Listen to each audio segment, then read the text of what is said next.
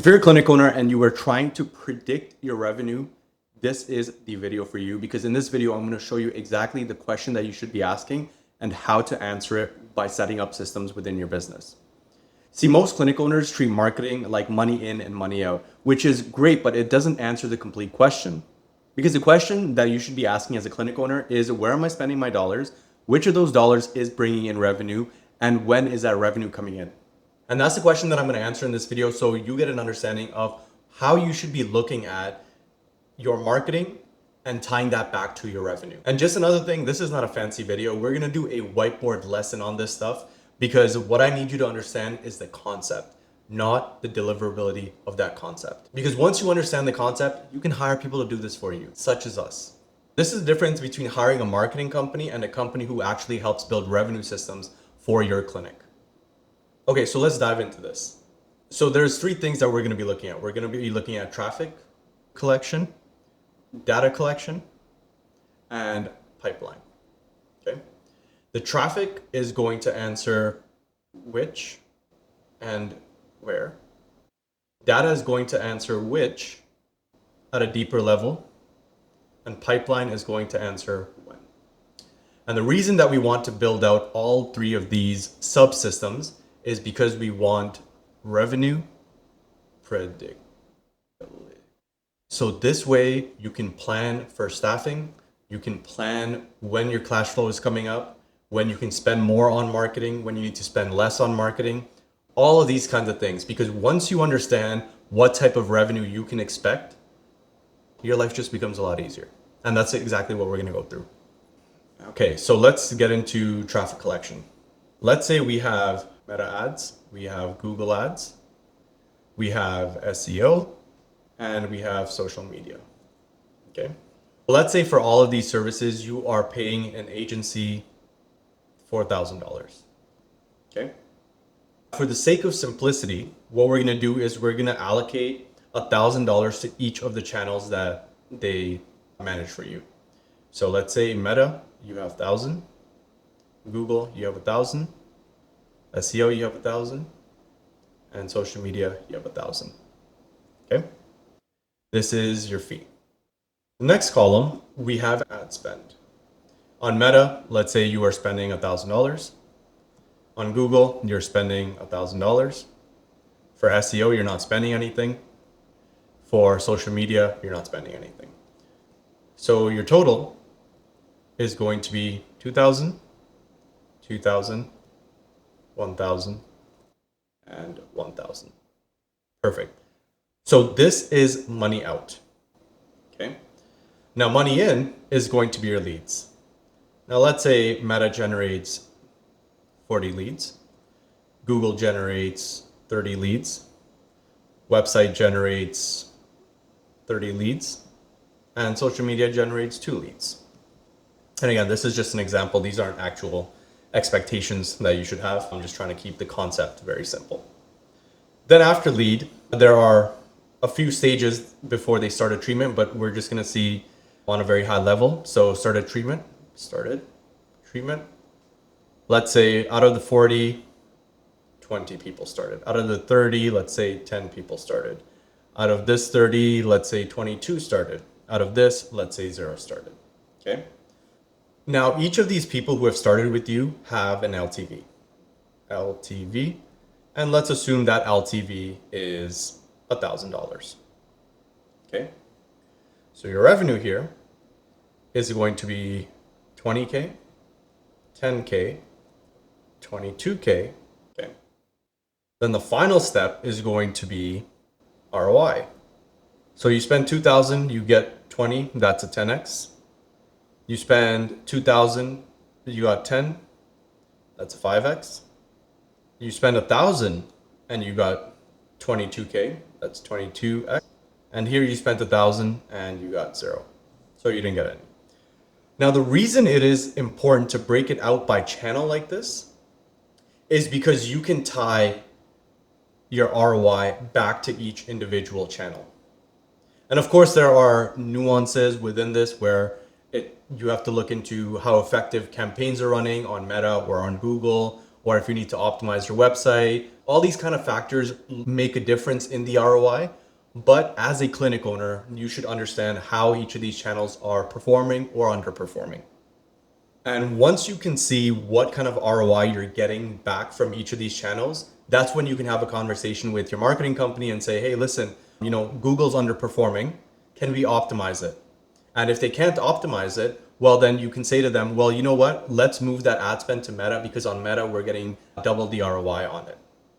So on a side note, I want to talk about a concept called attribution. And the reason that I want to bring it up is because it can impact how you're actually viewing your ROI. To give you an example, let's say you have a website, okay? And on a monthly basis, it generates 200 website visitors and 20 leads. And then let's say the following month, you start running meta ads, okay? And let's say that these ads are just awareness ads, okay? They're not driving traffic anywhere. So if you click on the ad, nothing happens, okay? They're just there to build more awareness around your service and treatment, okay? And then month 2, let's say your website visitors goes up to 300 and the number of leads through your website goes up to 30. Now, what we're trying to understand is if running these ads caused this increase in website traffic. 99.9% of the time, this will be the case. If you are running ads, especially on Meta, to drive more awareness, you're building demand in the market. And when you're building demand in the market and people go to Google to search, you're trying to capture some of that demand through your website. So it does happen. And this is called attribution. Let's say these additional 10 leads that you generated this month came in from the website for sure, but they would be attributed to Meta. So it's very important to keep this in mind when you are doing this exercise to figure out which marketing dollar is bringing in the highest ROI. Now, just a little bit of a complication with attribution in recent days because of updated privacy policies on Meta, on Apple, on Google, on Android. They have limited the amount of data collection that marketers can actually collect. So what that does is it messes up how we attribute these leads to this. And again, the reason is because, well, you turned on Meta ads and it gave you 10 more leads. If you want, you can experiment, turn these off. And if it goes back to 20 leads, then you know that that missing piece was the Meta ads. So what we have answered in this traffic collection section is where are you spending your marketing dollars and which of those marketing dollars are bringing in revenue. Now, the next step here is data collection. And this part here answers which marketing dollars are producing revenue at a little bit more of a deeper level. Okay. So usually when you collect a lead, you ask for name, email, phone number, right? And there are 2 ways to collect data. One is going to be through your website, and one is going to be through specific paid campaigns. And depending on which one you're collecting data from, things might change. So on the website, yes, you want the name, email, phone number, okay? But you also want questions like, which service are you interested in? Which service? What is the reason? And if you have multi-locations, then you can include that here as well, right? But you want to capture which service and what is the reason. And for campaigns, let's say you are running a campaign for neurofeedback. What you want to collect is the same thing, name, email, phone number, but you don't have to ask them which service, because when you're running this campaign, the ad is going to be about neurofeedback and the landing page is going to be about neurofeedback. So you don't need to add another question that causes friction in that submission. So what you can do is name, email, phone number, and then just ask them, what is the reason? Why these 2 questions here are important, what is the reason, is because neurofeedback is a bucket, right? it doesn't give you insights as to why someone is reaching out for neurofeedback. They may down the line when they book an info call with you tell you all about it. That's great. But for data collection purposes, what we need to do is make sure our data is clean so that we can analyze it properly. And if you're kind of getting lost and not following through, I promise you, if you stay till the end of this video, I'm going to tie all this together so you get a complete understanding of what a patient acquisition or revenue prediction system looks like. So up until now, we have broken down where you're spending your marketing dollars and which of those marketing dollars is bringing in ROI. Now, the important question that we need to understand is when, because this helps you understand your cash flow and staffing. So let's have an example here. Let's say we have John. John inquired with you on day 1. So he submitted a lead. On day 2, he booked a info call. On day 7, he had a medical consult. And then he started treatment on day 18. So John took a total of 18 days to pay you. Okay, let's assume that started treatment is when you receive the cash. Then we have Sally. Sally inquired with you on day 1. She booked a call with you on day 2. She had a medical consult on day 3. And she started treatment on day 10. Sally took 10 days to pay you. Okay. Now, if we continue to understand how long between these stages on average people are taking, not only can we optimize our process to shorten that window, but we can actually get a time frame as to when the cash is going to hit our bank account. Okay, and this here, what you're measuring is called pipeline velocity. Essentially, how fast people are moving from the time they inquire into when they pay you. And this is going to help you with your revenue projection models. Okay. So let's actually move into a working example of how all these things tie in together. Okay. For the sake of this video, because we deal with more advanced treatment clinics where the average LTV is over $2,500, that's what we're going to stick with. So we're just going to call this service advanced treatments. Okay. So it could be ketamine, it could be TMS, it could be neurofeedback, it could be surgery, it could be any of those things that are, let's say, over $2,500 LTV. So let's say you hired us. You hire us at $4,000 to manage your Meta ads, Google ads, your SEO, and your social media. Okay? And we ask that you give us approximately $2,000 per month for ad spend. Okay?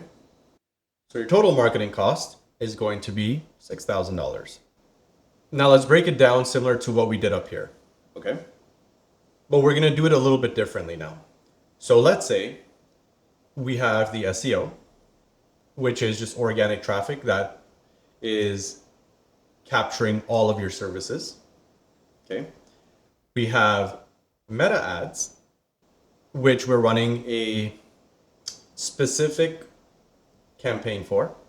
Again, it could be, an anxiety campaign. It could be a neurofeedback campaign, a brain map campaign, a nurse practitioner, any of those kinds of things, specific campaign. And on Google, we're doing general campaign, could be anything that is directly related to your services. So for example, if people are searching for anxiety, we would use that keyword to drive more traffic to your website. Right, I'm just going to put website here. Website. Okay. So let's break this down. Now you are paying us, let's focus on the SEO part for now, right? SEO, which is again the website, but you are paying us $1,000 for the SEO. Again, like this, it's this $4,000 broken out evenly into this. It's not the case, but for the sake of the example, that's what we're focusing on. So let's say you're paying us $1,000 a month to manage your SEO and get you up on Google rankings for specific keywords people are looking for. And that is bringing you in 20 leads and 10 starts. Okay. And that 10 starts is allowing you to get 25K in revenue from the website. Okay. So that is a 25x on this channel here. Okay. Again, SEO does take a lot of time to ramp up, but again, this is very high level conceptual. Then let's talk about meta campaigns. So we have a specific campaign. Let's say we're trying to get more people in for neurofeedback service. So we run a campaign to target people with anxiety, and we run another campaign to target people with depression. Okay. And because we have $2,000 in ad spend, what we're going to do is we're going to allocate $750 here, and we're going to allocate $750 here. And then on Google, we're going to allocate for, again, this general campaign, we're going to allocate the remaining 500. So anxiety is bringing you in 20 leads. Depression is bringing you in 20 leads. That is turning into 6 treatment starts. And this is turning into 4 treatment starts. So this is going to give you 12.5K, and this is going to give you 10K. And this ROI, and remember, we also have the $1,000 fee that you're paying us, right?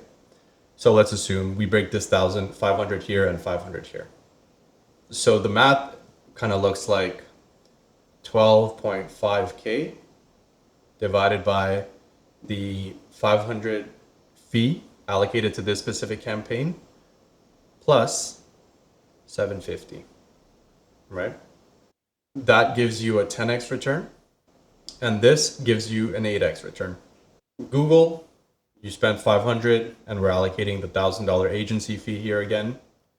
So 1,500 gets you 20 leads and 7 starts.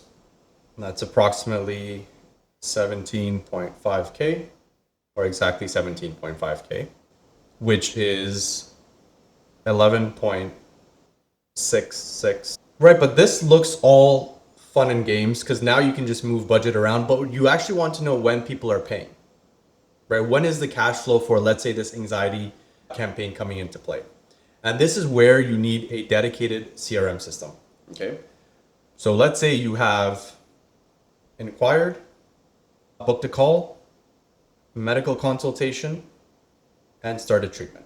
Okay, let's say these are your pipeline stages. I highly recommend there would be more, but again, for the sake of simplicity, let's say we have an anxiety lead. An anxiety lead inquires day 1. They book an info call day 3. They book a medical consultation day 7, and they start treatment on day 10. Okay. And again, this person is going to pay you $2,500. Okay. Then let's say we have a person from our depression campaign. Again, they inquire on day 1. They book a consult day 2. They book a medical consult on day 4, but they start treatment, let's say day 15. And again, they're going to pay you $2,500. Okay. Let's say someone comes in through the website and they are also experiencing anxiety because that's what we collected on these forms here. What is the reason? It could be anxiety, right? They came in through the website, again, for anxiety. I'm just going to put W because website. They inquired on day 1. They booked a consult day 2. They had a medical consult day 3, and they started treatment on day 5. 2,500. Okay. As we collect more of this data, this pipeline velocity for each of the different types of contacts that we have and the services that they're reaching out for, what we can say is, well, listen, we're getting paid $2,500 either way. but which type of client or which type of patient is bringing us the fastest amount of dollars. So this way you can make a decision, say, hey, for the next 1 month, run anxiety campaigns. Because on average, you will get paid $2,500 every 7 days, per 7 days. 10 days to start treatment, 5 days to start treatment. The average works out to 7 days. And this is how you approach modeling for revenue. Understand where you're spending your dollars, understanding which of those dollars is bringing in revenue, and setting up a pipeline velocity system that allows you to get an understanding of when that revenue is expected to come. And this is why I was saying at the start, it's great that you put in X dollars and you get out Y dollars. But when you ask this deeper question, you're not just operating as a lay clinic owner. You're operating as a true clinic owner who is really optimizing their growth. Now look, you get the concept, it makes sense, but technically you might be limited because again, you're a clinician, you are not a technology person, which is totally fine. But that's something that we actually help you with. We help build out this concept for you, then we actually execute on this concept on your behalf. So this way you can actually predict your revenue, understand what's going on with your marketing, and how much you can actually expect in the next month, 2 months, 3 months, and so on. If you like this video, please like and subscribe because I create videos like this all the time to help clinic owners get a better understanding on how to truly grow their clinics.